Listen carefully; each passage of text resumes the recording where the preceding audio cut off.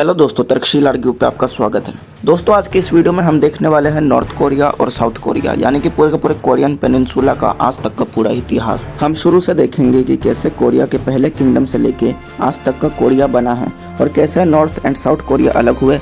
और north Korea जहाँ पे आज एक ब्रूटल डिक्टेटरशिप में फंसा हुआ है, जहाँ पे सिर्फ और सिर्फ एक ही फैमिली की चलती है, वहीं साउथ कोरिया ने अपने के-पॉप कल्चर के बदौलत पूरी दुनिया में एक सिग्निफिकेंट देश का मुकाम हासिल कर लिया है। तो दोस्तों, ये सब हम देखेंगे आज की इस वीडियो में। तो चलिए बिना किसी देरी के आज की इस वीडियो को शुरू करते हैं।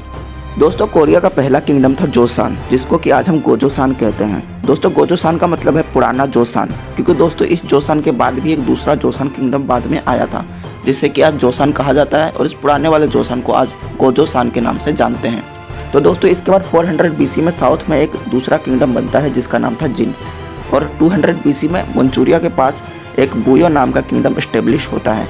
दोस्तों, 108 BC से चाइना का प्रभाव कोरिया पे बढ़ने लगा था और दोस्तों चाइना के एम्परर वू ने गोजोसान पे कब्जा कर लिया था, जिससे कोरिया कई सारे छोटे छोटे टुकड़ों में बट गया था। इसके बाद 80 ईस्वी में एक नया किंगडम बनता है जिसका नाम था गोगुरियो, और दोस्तों गोगुरियो ने चाइनीज फोर्सेस को उत्तर दिशा में धकेल दिया। और दोस्तों इसके बाद जिनहान, डोंगिये और महान नाम के नए किंगडम्स भी बनते हैं।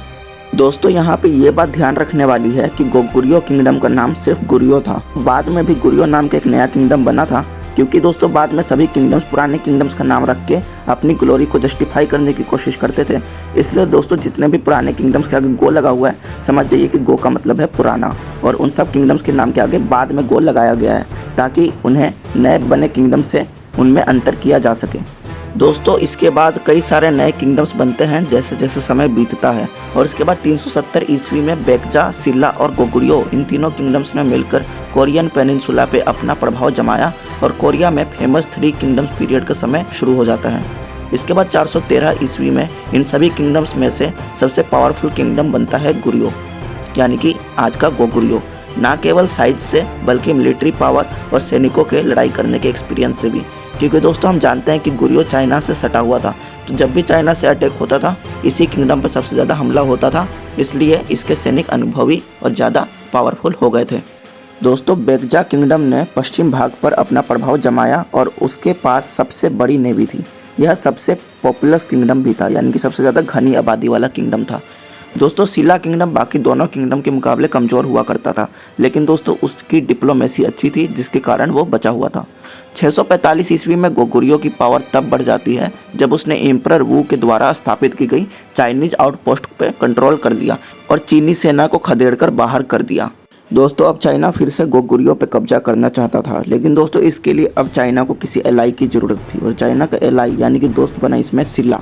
दोस्तों, सिला किंगडम बाकी दोनों किंगडम्स में से कमज़ोर था, लेकिन दोस्तों इसने चाइना के टेंग डायनेस्टी के साथ मिलकर पहली बार पूरे कोरियन पेनिनसुला पर एक अधिकार स्थापित कर दिया। दोस्तों, इस वॉर को सिला and tang versus Goguryeo war के नाम से जाना जाता है। दोस्तों, टेंग डायनेस्टी गोगुरियो के कोरियंस के साथ बहुत ही बुरा व्यवहार करती थी। इससे परेशान होकर बहुत सारे कोरियंस नॉर्थ में चले गए और वहाँ जाकर उन्होंने बल्हाई किंगडम की स्थापना की। समय बीता और दोस्तों समय बीतने के साथ साथ सिला का कंट्रोल पेनिनसुला पर से कम होता जा रहा था। अब तक सिला किंगडम टेंग डायनेस्टी की मदद से यूनिफाइड था और स्ट्रॉन्ग था, पर जब टेंग डायनेस्टी का पतन हुआ और संग डायनेस्टी का उदय हुआ, काफ़ी हद तक सिला किंगडम कमज़ोर हो चुका था। और दोस्तों जो बल्हाई किंगडम बना था, अब वो फिर से गोरियो डायनेस्टी बन चुका था। दोस्तों, मैंने आपको कहा था ना कि जो भी पुराने डायनेस्टी होते थे उनके नाम के आगे आजकल गो लगा दिया जाता है, इसलिए दोस्तों गोरियो डायनेस्टी फिर से आ चुका था, लेकिन अब हम इसे गोरियो नाम से जानते हैं और पुराने डायनेस्टी को गोगुरियो नाम से। तो ओके, तो पुराना गोगुरियो डायनेस्टी फिर से आ चुका था और बेकजा डायनेस्टी भी वापस आ चुका था, और दोस्तों इसी के साथ फिर से 3 किंगडम्स पीरियड की कोरिया में वापसी हो जाती है।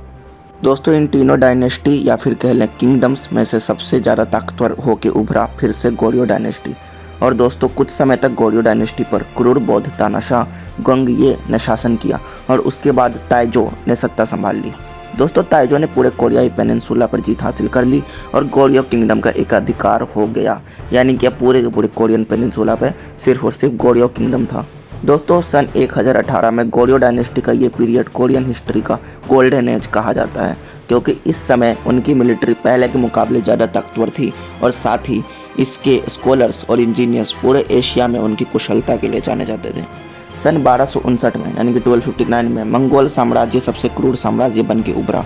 वो जहाँ से भी गुजरता था वहाँ पर लोगों की लाशें बिछ जाती थी और किंगडम्स बर्बाद हो जाते थे।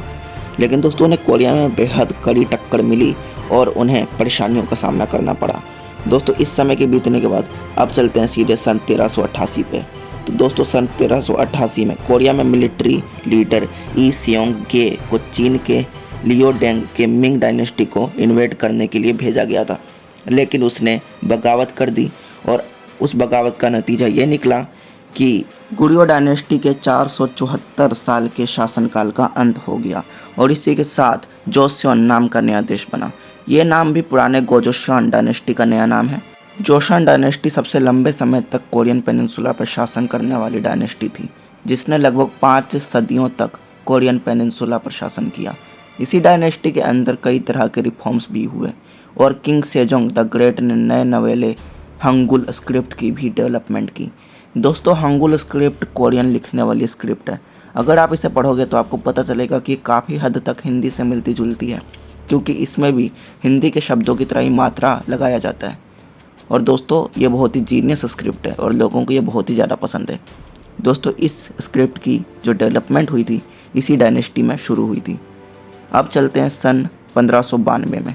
जापान कोरिया पर कब्जा करना चाहता था और इसके लिए जापान ने कोरिया पर अटैक भी कर दिया। हालांकि कोरिया ने उनके एक्सपर्ट नेवी टेक्नोलॉजी और कोरिया के फेमस कमांडर की बदौलत जापान को हरा दिया। इस लड़ाई को इमजिन वॉर के नाम से जाना जाता है। इस युद्ध को इसलिए याद किया जाता है क्योंकि इसमें पहली बार गन पाउडर का बड़े पैमाने पर यूज किया गया था।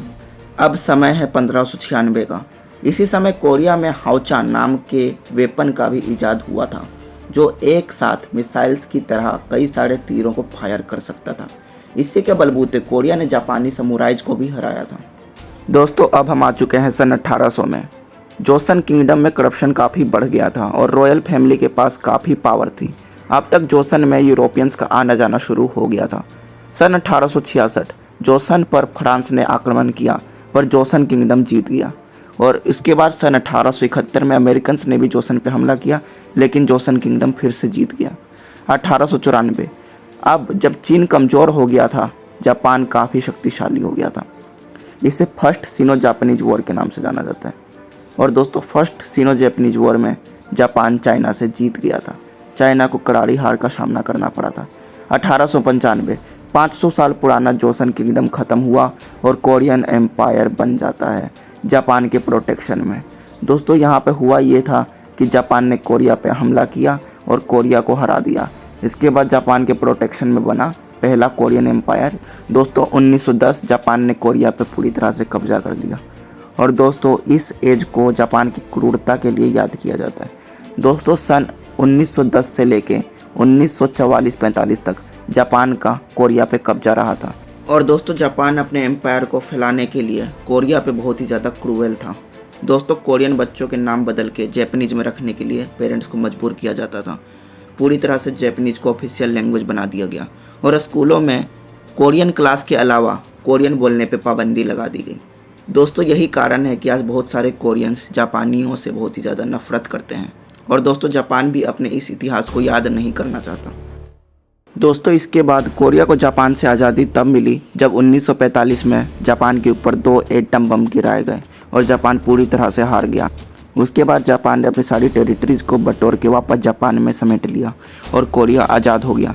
लेकिन दोस्तों कैसे नॉर्थ कोरिया और साउथ कोरिया अलग हुए, कैसे 2 नए देश बने और क्यों आज नॉर्थ कोरिया इतना ज़्यादा गरीब है वहीं साउथ कोरिया इतना ज़्यादा डेवलप हो गया, ये सब हम देखेंगे अगले वीडियो में। दोस्तों अगर आपको वीडियो पसंद आई तो लाइक कर दीजिए, शेयर कर दीजिए और दोस्तों चैनल को सब्सक्राइब करके बेल आइकन को ऑन कर दीजिए ताकि आपको आगे आने वाली हर वीडियो की नोटिफिकेशन सबसे पहले मिल सके।